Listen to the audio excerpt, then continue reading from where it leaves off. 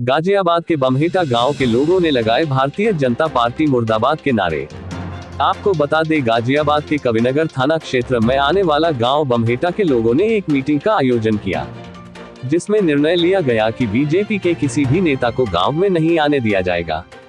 धरने के संचालक एवं एडवोकेट रूपम यादव ने बताया, पिछले काफी समय से हम लोग अपनी मांगों को लेकर हाईटेक बिल्डर के खिलाफ शांतिपूर्ण तरीके से धरना प्रदर्शन कर रहे थे। हमारे साथ बिल्डर द्वारा वह भ्रष्ट अधिकारियों द्वारा मुकदमा दर्ज करके जेल भेज दिया गया।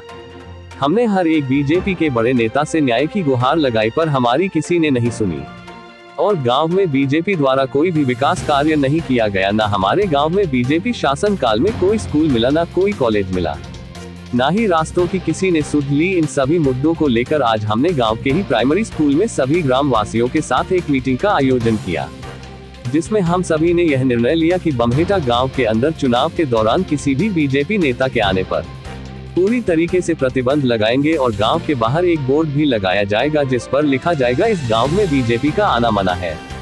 हमारे गांव में किसी भी तरीके का कोई विकास कार्य नहीं हुआ, इसी से दुखी होकर हम लोग यह कदम उठा रहे हैं। देखिए आगे पूरी खबर में क्या कुछ कहा एडवोकेट व धरने के संचालक रूपम यादव ने।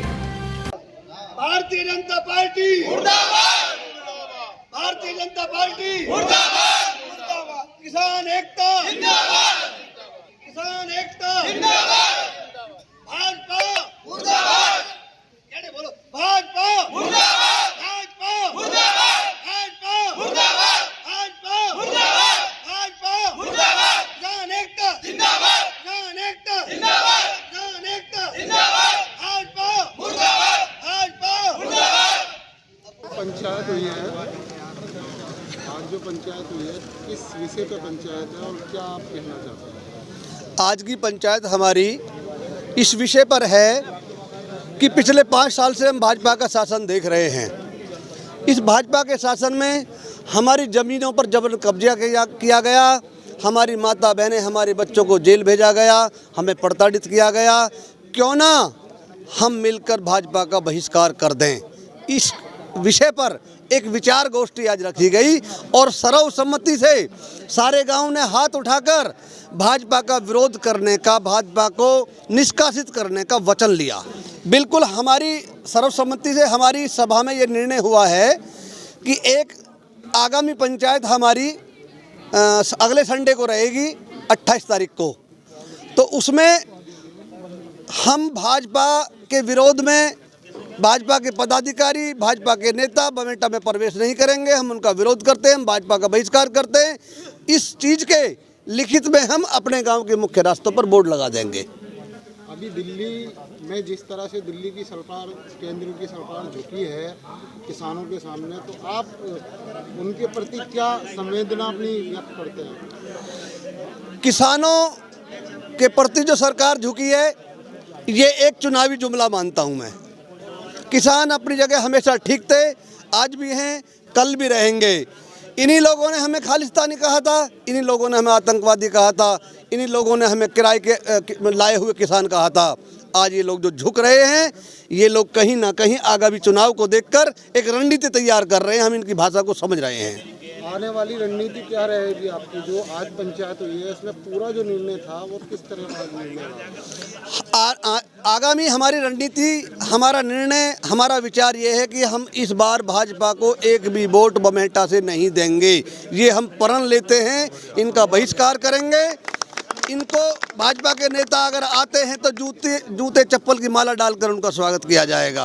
हम आगाह कर देना चाहते हैं कि 5 साल में इन्होंने हमारे साथ बुरा बर्ताव किया है। हमारी माता बहनों तक को जेल भेजा है, हमारे हजारों लोगों को पीटा है। इन्होंने हमारी ज़मीनों पर अवैध कब्जा किया है, जिन ज़मीनों का हमने आज तक 1 रुपया भी मुआवजा नहीं उठाया है।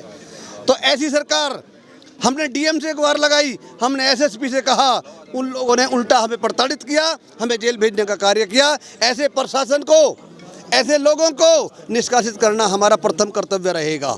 देश के प्रधानमंत्री और उत्तर प्रदेश के मुख्यमंत्री से क्या अपील करना चाहते हैं आप?